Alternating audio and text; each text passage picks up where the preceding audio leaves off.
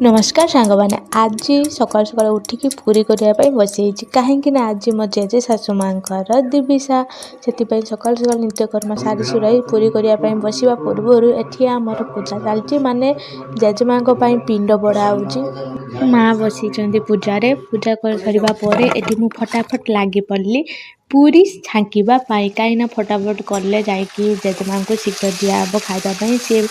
अपेक्षा करी रही पूरी तरकारी खावाई तापर एठी मु फटाफट पूरी पांपड़ मिठा सुजी आउ तरकारी कर सारापर एठी माँ नहीं गले एठी आमर सल रखाई माँ नहीं कि पानी छड़े दे आसिले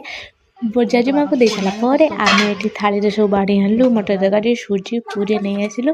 आ बसीगलु खावाई माने गरमा गरम सकाल सकाल शीतुआ पागरे गरमा गरम पूरी आ मटर तरकारी